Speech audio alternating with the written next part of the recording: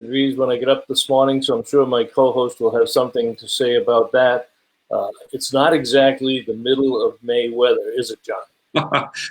Bob, when they said freeze warnings, and I looked at the map, I thought it was like a promo of the winter stuff about why to watch this channel. And then when they said, no, it's going to be 31 to 35 in Central Mass, I said, hallelujah. I picked the RV up today, and as I drove it out of the winter storage, the heater was on, just like it was on when I dropped it off in early November. So something's never changed. Oh, all right. We got Scott Nichols. Hey, Scott. And Riney's on. And Riney, I'm not sure if I put up your Wildwood Wednesday today. I had a real busy day. If I didn't do that, I will post that up. Do a quick bit on Harvest Host, John, then we're going to bring Andy right in. Exactly. Well, we want to thank our friends at Harvest Host for sponsoring this show, and let our viewers know that with Harvest Host, they can save 15% off the regular price. Now, I'll tell you this. The price differs based upon whether you want the golf membership or not, but regardless, it's a phenomenal deal because you pay one price, it's good for the whole year, and you camp as many times as you want. Now, I just got the new May newsletter in the mail yesterday, and Bob, they announced 80, not 8 or 18, but 80 new locations. Do you realize that if you just went to one of those for the next year, you'd need more than a year to do it? Yep, and several in New England, and I still haven't sent them the winery list. So let's get 15% off. Just put NERVDA, NERVDA. Enjoy it. Harvest Host, great. And we got a great guest tonight. I'm really excited. We do indeed. We are delighted to welcome Andy Robinowitz to the show. Andy, thank you very much for joining us tonight. But time out. I know I didn't introduce him yet, but give me a second. No. You said we have Andy Robinowitz. That was, that's kind of like a chemist says, well, here's iron and here's sulfur. We're going to mix them together. Let's do it right. Folks, tonight our guest is Andy Robinowitz, a man who don't have any idea who he is. But when we tell you what he's behind, you're going to say, wow, I use that publication all the time. And well, you got to use the term publication a little bit different because this is not holding your hand publication. This is to go online. So, Andy. Let's let Andy right. Andy, I'm going to take over the show. It's just you and me. Bob's going to go to sleep. Andy, welcome to our show. Oh, thank you for having me. So, tell us a little bit about how you got into this crazy business and how you founded this little empire of RV communities over the last 20 years that just has a mere 1 million people contributing to it. Okay. Well, let's see. I guess it was around the turn of the millennium, 2000 or so, when I basically wanted to quit my job and go out in nature. Didn't want to be stuck in a cubicle. And in order to be able to work when you're out in nature, I needed internet access. Back in 2000, there were not Starbucks everywhere. There was not even Wi-Fi available at any public places. Some people, nerds, probably had Wi-Fi in their house, but it was very rare. And so in order to actually make my goal of being able to work from outdoors in nature, I needed a bidirectional satellite, and they're huge. And bidirectional satellite. That thing would go on the top of your car, configure itself, connect to the sky, and then provide you about 128 kilobits up and down for internet connection. And they were giant. And so I couldn't fit it on top of the Jeep that I had. So I then started thinking about what can I do? How can I make a little portable office? And I ended up buying an old 60s Airstream, that I bought for cheap off of eBay and started fixing it up to make it my portable office.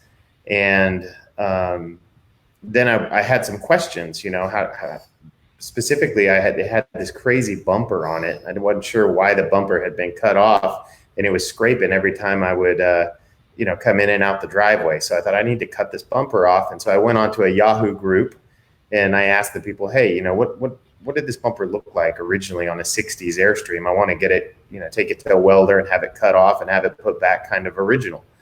And the problem was I couldn't attach a photo, so I couldn't show them the bumper. And so I then was at a bar with a friend of mine, and I told him about my problem, saying, yeah, I wish I could just attach a photo. Yahoo groups suck. I wish I could do that. And he said, well, why don't you start a forum for Airstream owners? And I had no idea that there was even a passionate following of Airstream owners. I just bought one because I thought it was cool and it was affordable. You call it and so following. Others would call it a cult. Yeah. Well, I found out pretty quickly, and I've been graced to be able to hang out with a bunch of really nice people on that site for going almost 20 years now. But so basically, my friend said, "Hey, why don't you start a forum?" And before you know it, I had launched a forum called Airstream Forums, and I went over to that Yahoo group, and I told the guys, "Hey, guys, this forum is better, and for these reasons. You can attach photos, we can organize the information. I mean, one of the main things with forums that's really cool is all the knowledge that's shared. And so when you appreciate that and you kind of make sure that you're curating it and saving it there, it's a lot of information that can help people. And so Airstream Forums was launched. Then I didn't really plan on getting into a bunch of RV websites. That just sort of evolved over the years. I ended up going back to a regular job and then getting the travel bug again. I headed abroad. For 5 years, I lived on 6 continents with a couple of suitcases, just going from country to country for 30 to 90 days per place. And during that time, I acquired some websites. One of them is DIYRV2, where you got the logo up there. Let me just stop you there for a second. Talk about because a lot of people, I'm sure, still think that forums, departed along with the Commodore 64 or the Atari games. But you've got, I think DIYRV2 is probably one of the most popular ones out there, and it's still very active. So and I'm going to introduce you to some of our friends here in a minute, but what's the difference between the person that goes to the forum all the time and the other groups? Why is something like DIYRV2 so important still today? And I know Mike Pelcher, who moderates that for you, and Mike and I met probably 20 years ago at a Workhorse Ride and Drive publicity event. But talk a little bit about why they're still important. Well, forums are special because of people like Mike Pelchat here, or Pelcha, I think it's called. But it's the members that make them special. And so the software is just software. It's the members that make any community special. And so when you go to a forum that has life to it, you'll get wonderful answers. You'll have people who are getting together and having rallies, meeting in real life. And they're real answers, Andy, right? They're not sales pitch answers. They're real answers, whether they be positive or negative toward what the question is. Yes. We have pretty aggressive anti-sales rules because we don't like to have a bunch of salespeople come in and then they fight and they get in little squabbles. So pretty much if you're trying to sell something, you're not allowed into the forums. And but it's the people. It's the collection of people who make any community special. And the reason that other people come to hang out there is because the people who are there are great. Experience, so if you have a question on how to fix, like DIYRV2 is very popular, especially with the motorized RVs, motorhomes, stuff like that. And, there's a lot of systems on those things that you got to keep running. And so when you have people there who have decades of experience RVing, they're able to help you with your generator, help you with your chassis, help you with your engines, help you with your slides, and the list goes on. And then, of course, everybody bonds. Where should I go camping? Let's meet up for a rally. And so the thing I learned very early on is that a forum is like a living, breathing thing. You leave and then you come back the next day and it got bigger and new people joined and new people are in the conversation. And an electric campfire. Yeah, it's there. No, it's like virtual campfire. It is a virtual campfire. It is a virtual campfire. Yeah. All right, well, we happen to agree with your statement about people making the sites, because this show would be nothing without the people who join us every week. You like that lead in, John? You like that lead in, John? See? Yeah, that was great. Now, Bob and Andy, Bob is going to introduce you to our live studio audience that are here. Right. And but I'm going to ask you a question that I know that the audience is dying to find out. You said you got the wanderlust bug when you were back in a while ago, like in what, 2002 or something like that. Number one, how old were you, and what were you doing at the time that gave you the bug to get up to, as they say in Texas, to get up and go? What were you doing, and how old were you? I was 26 years old, 20 years ago, and I was working at a job where the people at the job were annoying me, as simply put. And I thought there's got to be more to life than sitting in a cubicle. So my goal was, I'm going to go to I love the Colorado mountains. You know, I think when I'm up in the aspen trees near a stream, you know, to me, I'm in a place where I've got nature around, and that's exactly what I wanted. And so that's what inspired me, was basically getting out to nature. And that's the first time I got up and then started Airstream Forums. Then I went back to work for about 2.5 years. And then once again, same thing happened. I didn't enjoy, I enjoyed the work, but after a while I got sick of the water cooler talk and stuff like that. And that's when I decided to go try and make a living at fostering forums. Fostering forums. There we go. Let me tell you who we got on tonight. Kelshat is there. Yeah, these are active RVers. Scott from Mansfield, Mass. Riney, as I said, with Bradford RV. Jerry Plant from Majors RV on Cape Cod, where John had his roof taken care of today and his de-winterization. Jerry, hope everything's going well down there. Chris Andrew. Chris is co-owner of Hemlock Hill RV in Connecticut, one of our strongest nerve to dealers. And Chris is actually going to be our guest next week, because we want to give it from, we have all different types of guests, but we want it from the dealer perspective, having gone through the current crisis and coming out of it. And Bob, more importantly, Chris isn't just a dealer. He's a dealer who also camps. He's as anxious as we are to get there. He's out there every weekend. And that's why I said to Andy earlier, do you still camp? Because right. I think it's absolutely vital that people who want real information about RVing, you know, whether it's camp, you know, whether it's tenting, whether it's motorized, whether it's travel trail, whatever, that they get that information from the people who actually use the product. Right. And this is going to bring that. And we got Mike Pelchard, like we said, the moderator of RV2, who has his Winnebago motorhome that he completely repainted about 3 years ago. Yeah. It's absolutely brand new. Walter Swenson. Walter's going to have a comment on forums. He just hasn't done it yet. Walter's an engineer, so he digs deeper into this stuff than the rest of us. So we can't think on the level that he thinks. So I'm sure he's going to make a comment on that. But Walter's one of those guys that had a trip planned for either this year or next year. He had every mile planned out. I'm sure he must have used some of your services. He probably does. Nick Wright. Walter doesn't go anywhere without a plan. No. Nick Wright owns Unlimited RV in Connecticut, another nerd member. Mark Polk from RV Education 101. Hi, Mark. Jim Convoy, who does New England RV Roofs, RV Armor. Ed Laturco, good friend of mine through the years. Sandy Ellingson. Hello, Sandy. Glad you could join us. And Jerry Plant says he swears by Campground Reviews. What? We got to make sure. Now, Sandy said she wanted to break the all-time record with views. Now, she's not even close. But we want to make sure that she doesn't say that because we mentioned her tonight that all the views that Andy's going to get can be added to Sandy's total and then leapfrog her ahead of other people. No, we're not going to allow her to do that. She'd probably like to do that. But if you want to go back to last week, folks, go back if you missed it and go back and check our interview with Sandy. Frank Cates. Oh, I was wondering where you were, Frank. Frank just bought his first Airstream. I think it was your first one, Frank. What say you about the debate on lift kit for Airstream? Some say Airstream factory installed a kit. Others say install of a lift kit will void warranty. The lift kit obviously gets one into areas not easily accessible. I don't even know what the hell a lift kit is. What's he talking about, Andy?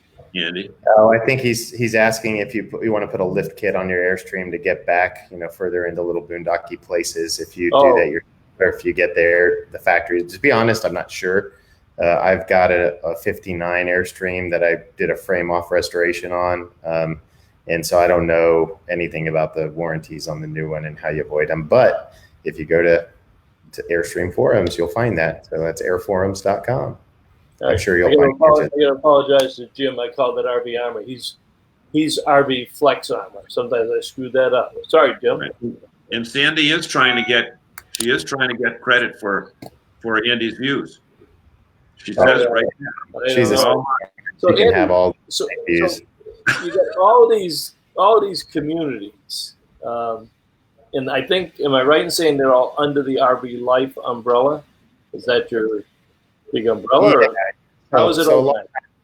A long time ago, our company, well, it's still technically called Social Knowledge. Basically, forums being places that are social and people are exchanging knowledge. That name was given before MySpace, so before Facebook and a lot of other things. But it was really hard to explain that to somebody. Say I'm at one of those shows where I've seen you guys at RVIA or Tampa Super Show or something like that. You meet someone, you need to explain what you do. And so we were looking for a brand name to put everything under. And then RV Life, the magazine, came up for sale. So we acquired RV Life, the magazine, and RVLife.com and the brand. And now we put all of our websites under the name of RV Life. Okay. So Andy, a lot of people don't realize RV Life, Trip Wizard, DIYRV, Campground Reviews, IRV, those aren't necessarily brand specific. Those are everybody, right? But you also have a number of brand specific websites. Yes. Right. So Define the difference between the two. Okay, so like an IRV2, a lot of motorhome owners, and we cover lots of different brands. But then a lot of our forums are brand specific. So you see there on the screen right now, you can see Thor Forum, Sportsmobile Forum. Those are brand specific. But other ones like Class B Forum are just about people who own Class B vans, And so Fifth Wheel Forum, once again, that's just people who own fifth wheels. And so some of our forums are brand specific, some of them are not. The reason we don't just merge them all into one is because you wouldn't take, the New England Patriots and the Dallas Cowboy and merge our forums into one single forum. The fans would hate that. And so there's a lot of be a civil war, Andy. Yeah, right. And so that's probably only worse than putting the Yankee and the Red Sox fans in the same room.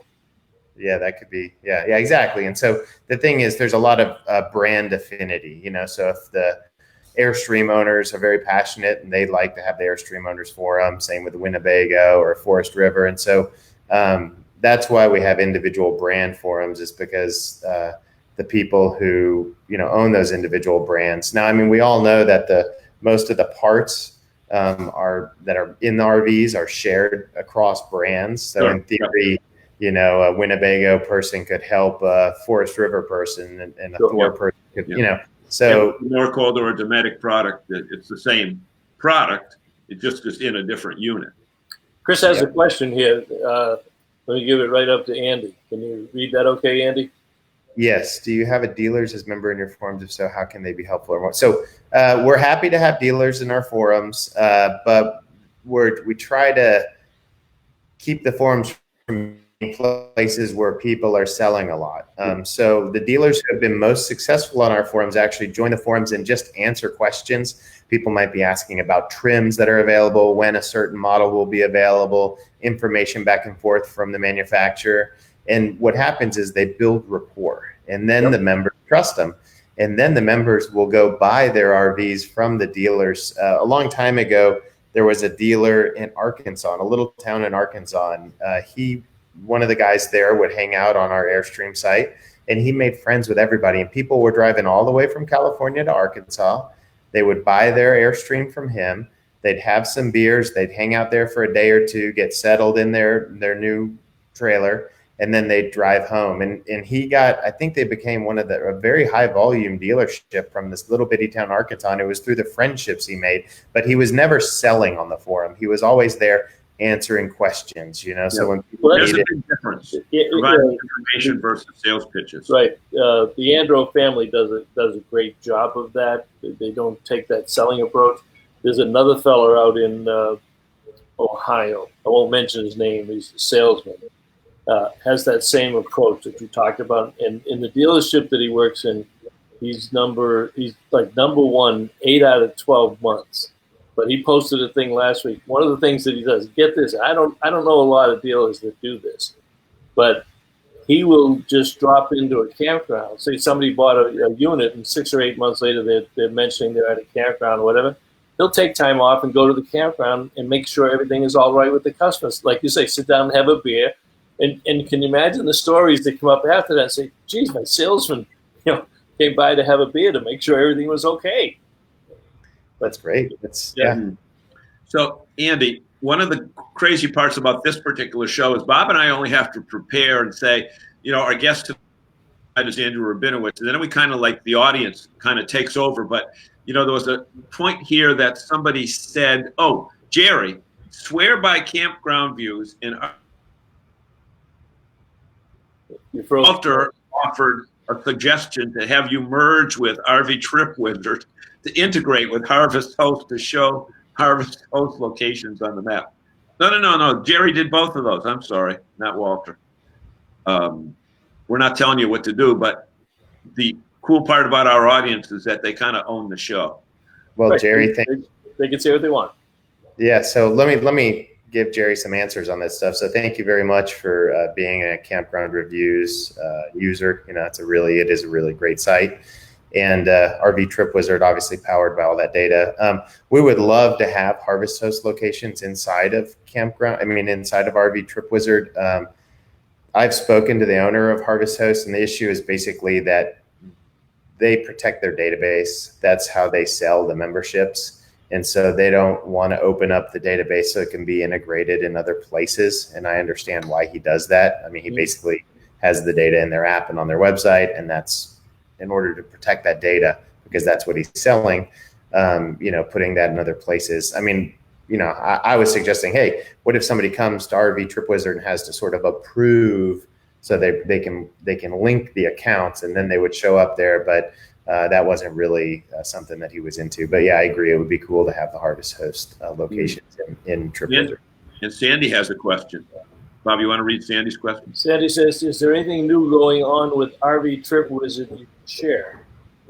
So we do have some cool stuff headed out for RVers with RV Trip Wizard. We just, like a week or two ago, launched a whole new code base behind RV Trip Wizard. So that project started last July and ended here and was launched here in early May. So for that time, we couldn't launch any more features because we were working on what's called refactoring the code, which basically means rebuilding everything behind the scenes. So one day to the next, users hopefully didn't even notice that the site was totally redone, but the back end of it was completely redone. So we have some neat new features that are coming out. One of them is called fixed dates.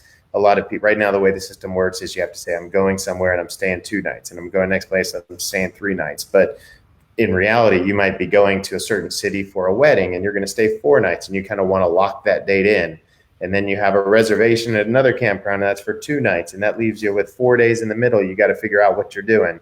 And so the fixed dates is something that's going to be coming out. We've got another thing coming out where one of the features of RV Trip Wizard are these rings, and they tell you how far, during the day. I want to drive 4 hours and I want to find a campground around that spot. And so you intersect this ring with where that is. Instead, we've got a new feature coming out that will show you in any given direction. If you drive 4 hours, here's where you'll end up. So if you drive 4 hours on an interstate straight west in Texas, you'll get a lot further than if you're driving 4 hours on small roads through a big city.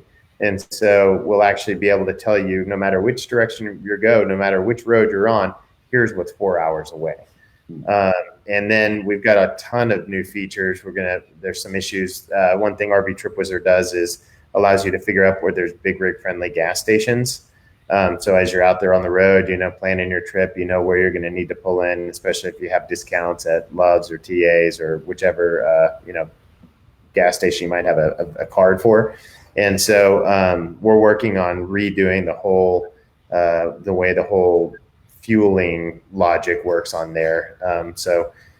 Finally, after a big, long, 9-10 months off, we're headed back to being able to add features. So I think when you look at RV Trip Wizard a year from now or 2 years from now, it's going to be,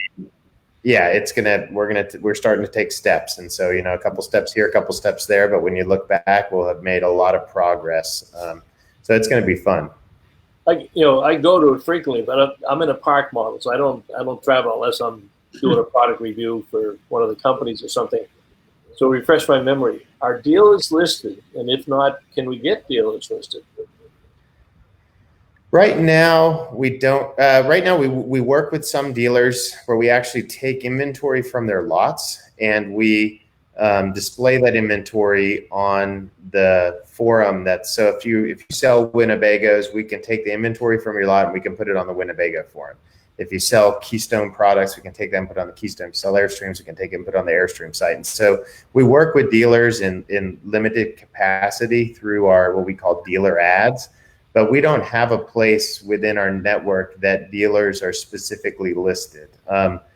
We did do a survey asking our customers when they're traveling, how important are certain points of interest?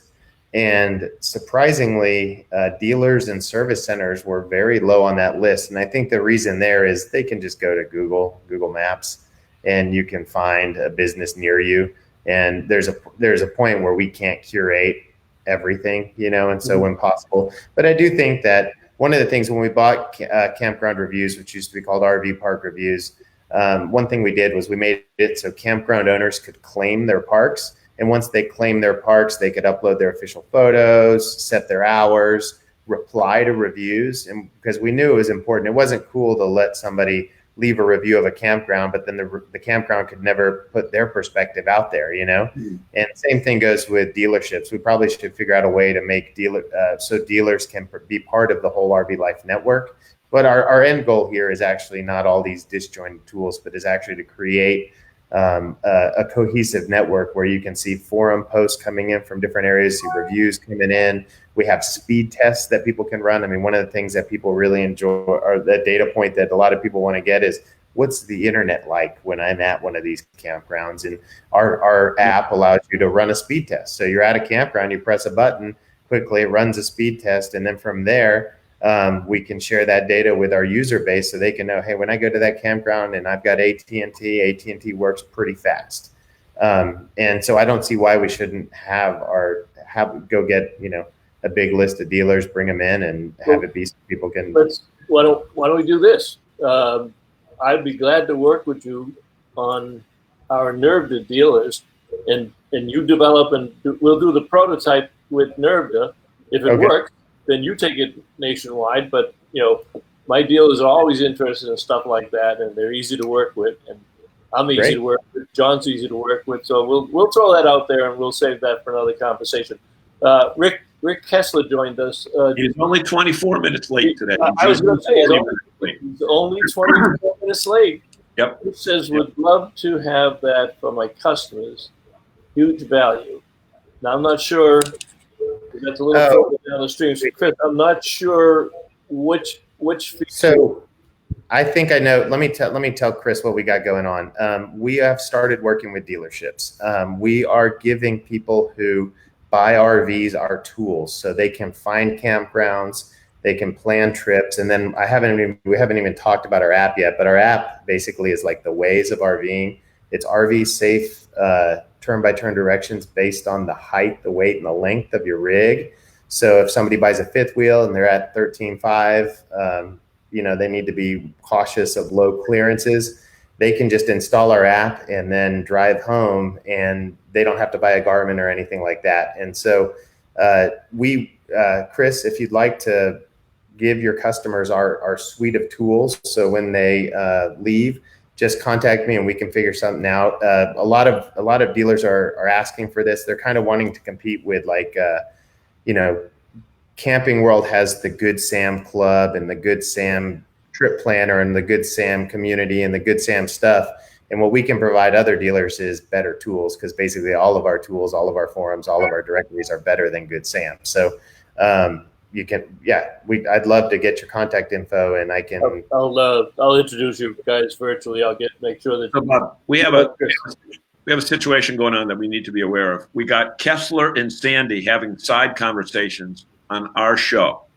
Hi, Sandy. Hi, Rick. Oh, I owe you a call. Look, watch the show, Kessler. If you're going to come on, watch the show. Sandy, you're going to steal Andy's views anyway. You might as well watch the show and say something, and then maybe we will refer to you. Like Bob might want to talk to you about your program that you got started last week. But don't be talking to Kessler, or you're going to have to leave the room. Now, Bob, we're going to take our 20-minute break, or a break from the 20-minute mark that we're already 11 minutes late for. Right. We'll do that now? Good. Okay. So, folks, what we want to do is say a special thank you to our live studio audience that's with us tonight. And the way we're able to reach several thousand more people each week is because the fine work that you do in sharing this by hitting that little red button that's somewhere on your screen that says share. So do that. We'd appreciate it. You get some special bonuses because you get to see us live. And also, we want to tell you that we're brought to you by our friends at Harvest Host. And right now, we have a special going on. If you mention NERVDA, code NERVDA, NERVDA, you'll save 15%. And as I said to you at the start of the show, they just sent us their new brochure for May and have 80, that's 80, new locations all over the country, from wineries to apple farms to horse farms to golf courses, etc. Harvest Host and NERVDA, the winning combination. And I've got to mention something to Andy before we throw it back to Bob to talk to our audience. Andy, one of the things that I've noticed when I did some research in the past few days on your sites is that this COVID-19 thing that we're all dealing with, it could have been something that you totally ignored. But in all of your forums that I was able to see, you have COVID-related content, how to deal with it, how to go here, how to go there, how not to do this, that, or the other thing. How did you make the decision to jump right into that and not just kind of ignore it and say, we'll deal with it, and it'll go away? How'd you make that editorial aspect of it? Well, everything we do is based on our members. And so when we saw that there was a demand from our user base to discuss what was going on, a very unique challenge that pretty much nobody had ever seen in their whole life, we decided to create special sections on most of our forums where people could talk specifically about COVID-related content. And then we did something that I think was pretty neat and special as far as we realized that there's going to be some challenges, new, unique things. Things that none of us have experienced. So you're going to have one state with certain rules. You're going to have another state with different rules. You're going to have certain counties with rules. You're going to even have cities that have their own rules. And so the first thing we did after creating the forums for people to talk about COVID, like the special sections on each site, so RVers could talk about that, was we created this multi-prong approach to contact.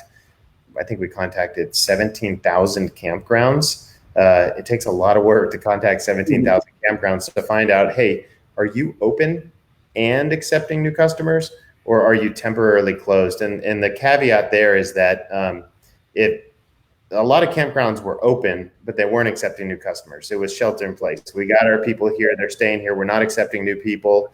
And so we decided that to keep it simple was we had two statuses. They're accepting new customers or they're not. That doesn't mean they're closed. It just means we're not you can't come camp here right now. And so we have thousands of campgrounds that have signed up on Campground Reviews. So we emailed them and we said, hey, press here to set your campground and tell us what your new rules are. It's free for campgrounds to claim their listing and provide that information. Then we got on the phone and we called thousands of campgrounds and we found out, hey, are you open or are you closed? We built a tool to manage state parks. They don't answer when they're closed. So it's not like you can call them and say, hey, are you open or closed? So then we set up a drag net of people to monitor everywhere, news sources, Facebook groups, our own forums, all over the place. And then when a certain state would mark their state parks closed, we'd close them. When they mark their state parks open, we open them. And so now we have close to 11,000 campgrounds that have been marked open or closed. And now we're starting a new phase because now things are starting to open back up. So there for like a month after we did the initial rush, we got them set, but now we have new places that are opening up. And so if they're already marked open, we leave them open. But if they're marked closed, we have to touch base with them weekly and say, hey, we have you marked closed last week. Are you still closed? And the idea there is that people just need to know where they can go. And then we're pretty soon launching a new feature on Campground Reviews that's going to be data for states, counties, and cities. And so that data will be rules and regulations for those individual places. And so then if you layer on top of that RV Trip Wizard, if we know that you're leaving for somewhere tomorrow, I can tell you, hey, you're about to head out there tomorrow. Here's the rules and regulations that you need to be aware of the places you're going to be driving through. And that way it's new data that RVers are going to need until this thing is figured out. And because you're digital, you can change when the news changes, as opposed to a traditional printed publication that because of their printing deadline, they would have to know this 3 months out in order to be current today. And who'd have thunk we'd be dealing with this situation, which really does change daily. And you can do that.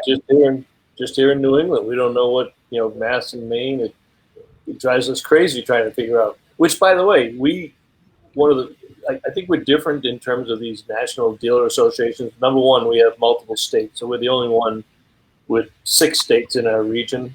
California is all by themselves. Lance Wilson in Florida is all by himself. Phil Elam in Texas.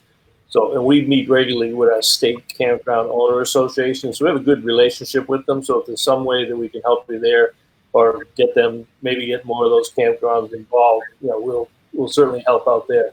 Sandy says she is watching the show, John, and Andy's on her advisory team, as am I. Yes, he makes Bob behave. Now, Andy. Right. See, look at this. Wait. Andy, tell us the lowdown about how Zagami plays in the sandbox when he's not at the control.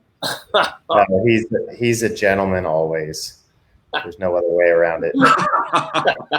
It's true. Thank you, Andy.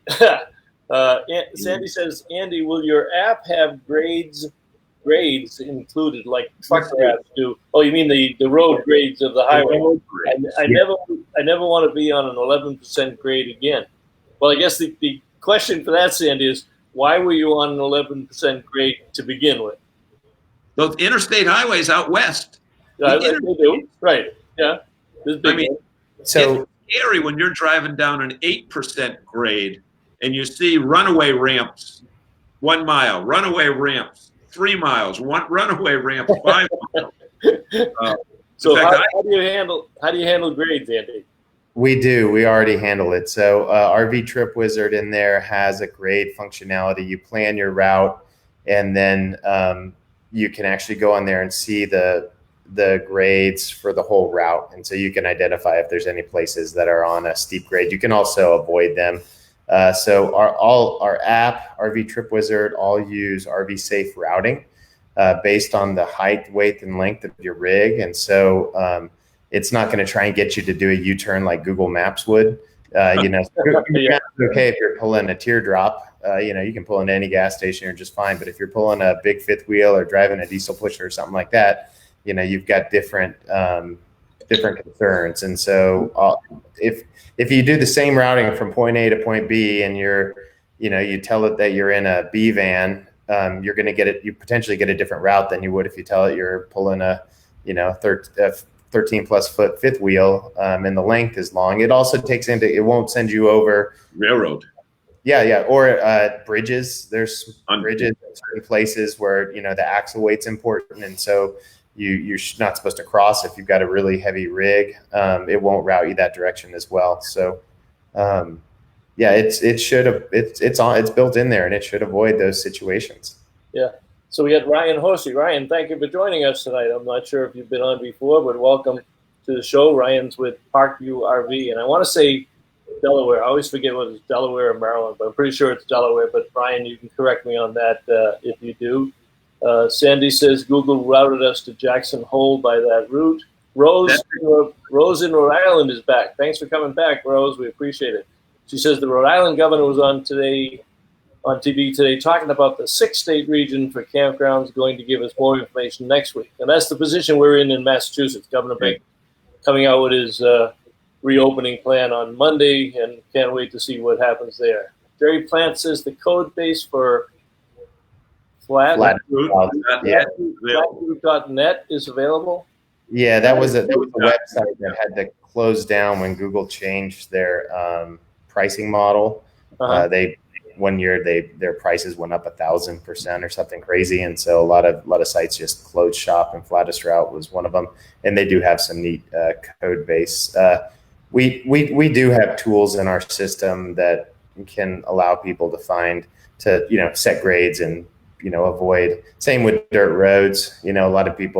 Some people are willing to take a shortcut on a dirt road. Other people don't want the dust and dirtiness of it and just want to stay on the highway. So no, I can relate to what Sandy said about Jackson Hole, because that's what I was going to say. Last year at Jackson Hole, we went from Salt Lake to Jackson Hole, and on the way back, I said to my family, I went 90 miles out of my way down through Park City, Utah to come in that way there, and I was frightened. I'm trying to downshift and not burn my brakes out, and that was like 8 or 9%. So that's so very important. Let me do a quick plug. I'm going to make this quick, but if Sandy's on and seeing the two of her advisory board members are on the show tonight, if we didn't bring it up and say, if you have not gone to mycampingdream.com yet, either as a camper or as a guide, a dealer, or a manufacturer, or somebody looking for a dream, go to mycampingdream.com. It's really blowing it out this week. They rolled it out. A lot of us have sent our email list out, so make sure you get there and put your dream up there. Andy, what about do-it-yourself RV? That's another one of your favorite ones there. Tell us a little bit about that.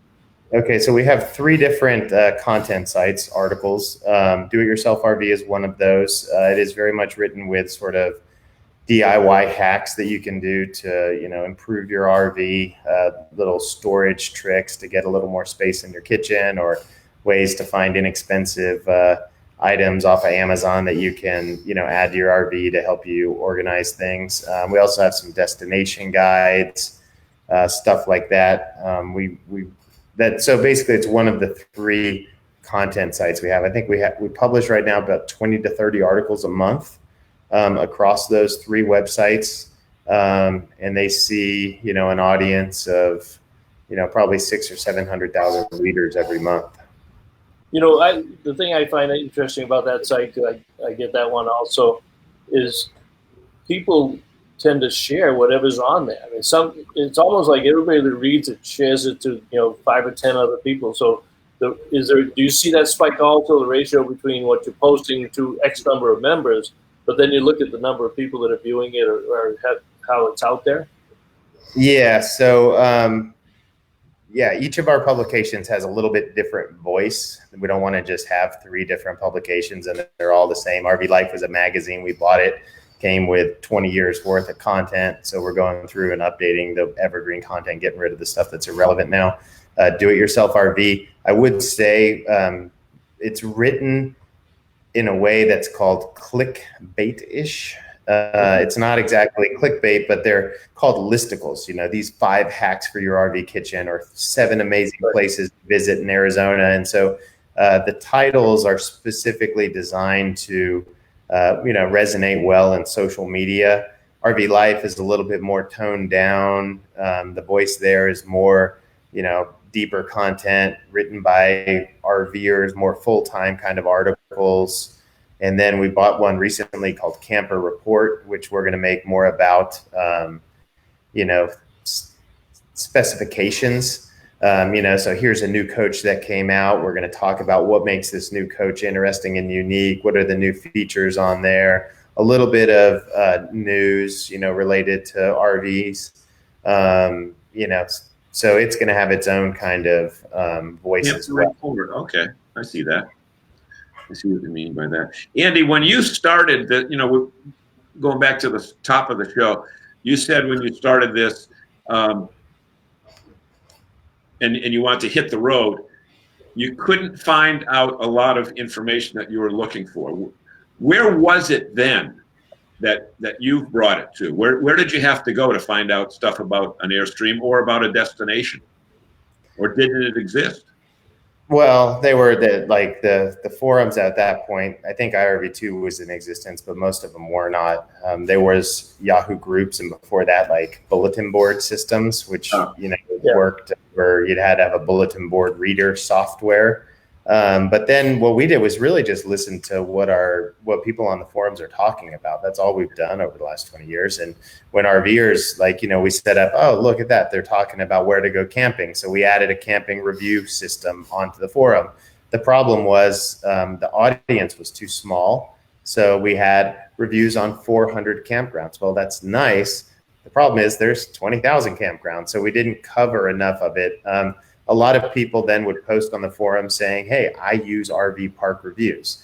And that was something very common when people would ask, how do you find campgrounds? People would say, I use RV park reviews.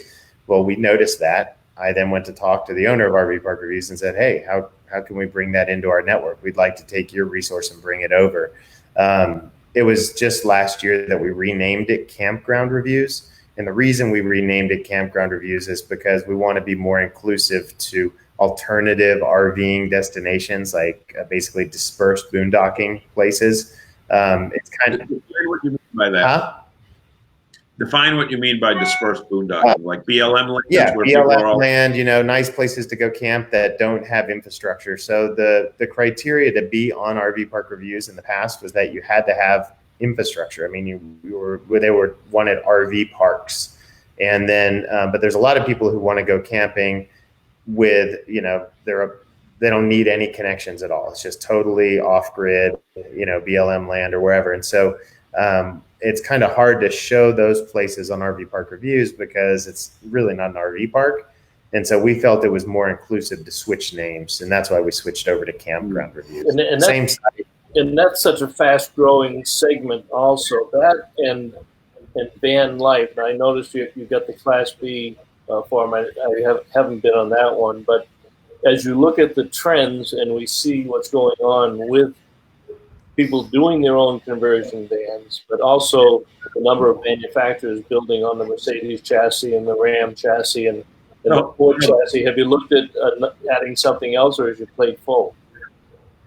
No, I mean, we have the Class B forums, and then we have other sections of other sites that service the brand specific Class Bs that are out there. And we have Sportsmobile Forum. That one is called Sportsmobile Forum, but really it covers anybody doing a home DIY project, usually with off-road capability, lifting up the van so they can head out in the middle of nowhere. Yep. We are seeing those sites are growing. I mean, they're growing and that's a fast growing portion of the market, but really it's growing from 1% to 2% or whatever. It's not taken over, numbers wise, the industry, but our sites that are on the vans are all very, very strong and doing well. Andy, did you ever consider yourself kind of a pioneer on this mid-20s and say, I'm not going to do this 40-year thing and get a gold watch and a retirement party, which they don't do anymore anyway. However, it seems that the trend now is with people in their mid-20s, early 30s, or even younger than that are getting in, as our friend Dwayne from Winnebago says, they get into the Travados, and the Class Bs are tearing up the industry right now. They're heading out. They're doing like Heath and Alyssa, who we just saw from the RVers the other night. These are young people, either with or without a family, that are heading out, doing it for a couple of years, but because of the connections that are available, connectivity, is that the right word? They can work from the road where you had to do, talk about that satellite dish that you had to bring with you. Now your satellite dish is right here. Yeah, I wish we would have had a smartphone back then. I did have a BlackBerry that would work globally. That was cool. And I had a huge antenna Velcroed to the back of my laptop, and I would walk around and search for Wi-Fi hotspots that were unlocked, and I would be able to tap into them from crazy places. But yeah, I do think that my mindset is very much similar. I'm 46, and I think millennials go to about 42 or 40 right now, and so I'm a few years older. But I think I have a similar mindset that I didn't want to just do the corporate thing for my whole life. I wanted to go live life on my own, and that drove me to become an entrepreneur and to figure things out with websites and yeah.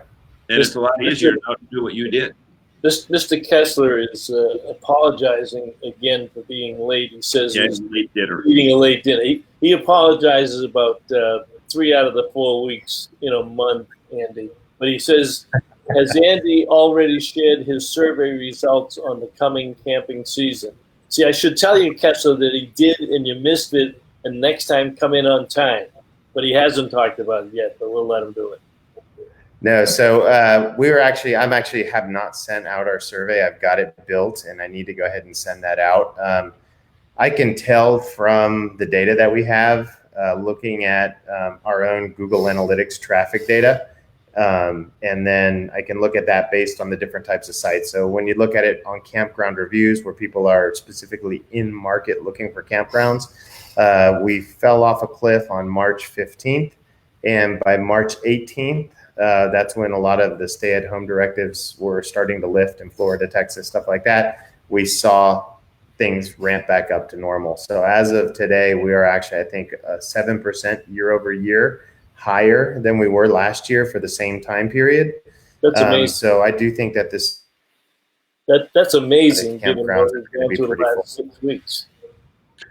Hey, Andy, a lot of the people who are going to be watching this and are watching it now are active RVers that actually have great writing skills. If people want to contribute to your forums, in a feature story, not just writing like in RV2 a note, do you welcome unsolicited content, or what if somebody wants to write on a series on something that they're pretty good with? Is it worth calling you to try to figure out how to get the content? Every case is kind of unique. We have a lot of people that just want to give you stories so they can drop links and sell stuff. Those types of things we typically don't allow unless it's a really great piece, and we know who they are. And most importantly, they're upfront about it, saying, hey, I want to write a story about, an air conditioner, but, a certain company's paying me to do that. We want to link back to their site. Yeah. If they're upfront, we might consider it. If people just enjoy writing, we would love to, potentially take their stories and feature them on one of our sites. And we even, we hire writers. And so if people, all the time we have kind of a revolving door. Sometimes we have writers that leave and writers that come in. I feel it's very, very important that we're authentic. So real content written by real RVers is important to me. Same with our forums. That's part of the thing that I think makes them tick and do really well, is that on Airstream forums, it's all Airstream owners, and they're the ones who manage it. On Winnebago's site, the Winnie owners that we run, they're all Winnebago owners, and they manage it. Same with Grand Design, Keystone, Forest River. We have everybody who's doing it is actually an RVer and specific to that brand. And that's really important, that you're actual RVer as opposed to a quote unquote staff writer that, I mean, in the news business that I've been in for 40 years, I would cover a PGA golf tournament event, and the writers from Sports, whatever the publication was, they never even left the press room to go out because they were getting free food and they had monitors there, and there was always a press aide that was giving, okay, on the first hole, Tiger Woods did this. That's not really possible to do with your publication. You really have to be out there and experience it to be able to write about it, right? Yes. I learned the hard way. One time we hired a gal to help us with some writing. She came highly recommended. And then she wrote an article about 6 drives every RVer must see. And one of them was the road to Hana in Hawaii, where there's not very many RVers in Hawaii. Another one of the routes was like those bridges of Madison County where an RV won't fit through the bridge. Like it's great in a car, but you're not going to get through in a motorhome. And so quickly, we learned our lessons, and we focused on making sure that we have RVers to do RV That's content. so funny, Andy, because I have been on that road to Hana, and I did it in a Subaru Forester. And that was probably the biggest vehicle that I ever want to be in on the road to Hana. Did you see pulling a Grand Design Momentum on that with a diesel? Let me, we're getting close here. Let me catch up on a couple of notes. Sandy says she's working with the top CEO PMS software. We know they are on track to exceed last year. Now, that's interesting. She's working with the top CEO. I wonder who the bottom CEO is at PMS software. I have 8 parks, Sandy again. So I have 8 parks that have already caught up and exceeded. 5 parks are going to benefit from the national and state parks staying closed. That's true. And our friend Audrey Foley Egan is here. Close. I'm going to guess you joined late. Usually a quick comment. She's out taking pictures Love of birds. great story campgrounds and have no interest in plug products. Jerry Plant says IRV2 moderators are almost militant about ads. I got news for you. Mike Pelchak came out of the military, and don't say anything bad about my friend Mike. You'll have to deal with me. He was a firefighter, wasn't he? He was a firefighter in the military too. Audrey need to what to explain is road drive, not an RV. You're right. Janine Pettit, late. I think late. Maybe she's been having dinner and listening to the conversation. We are at 7:57. If we get any questions out, I'm sure we are. Hey, and if you have a question, write it anyway, and then we always go back and check these after the live show is over. And I know Bob wants to ask Andy to do that. Andy, just for the next couple of days, well, I'll do it. Just for the next couple of days, if you look at this form and see if there's a question there, you can answer them even when it's on tape. Okay. You can still get an answer in there. And Audrey, write to Andy. And I'm sure all those publications that use our name. You can reach me at andy@rvlife.com. Oh, okay. So I'd love to. We know she's a great writer. I mean, a photographer. I don't know about her writing skills, but they're active RVers from. I mean, I'm sure this is killing her and her group of about 20 RVers that travel virtually every week from like April 10th through Halloween, all up and down the East Coast. They go to New York City one weekend. They go to Providence, what do you call it, up in Maine. There they go into Rhode Island. They know all the parks. And if you want content from people that really RV, Audrey could provide that from a New England perspective. See how great our fans are? We use them. Even apologize. Audrey says, I had meetings today. I'm sorry I joined late. Now, other fans.